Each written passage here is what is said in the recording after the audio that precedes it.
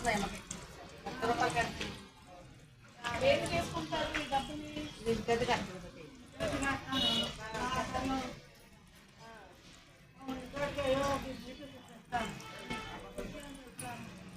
మీ ఇల్లేనా? అద్దెనండి ఇది లోపల చిన్న గది. ఓకే.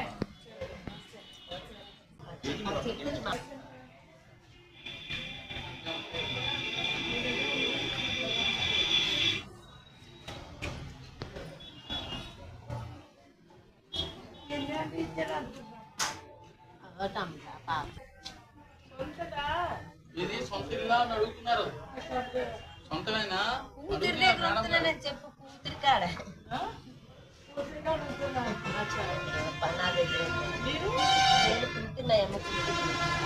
కూతుర్లు 2 కొడుకులు ఆ అమ్మకి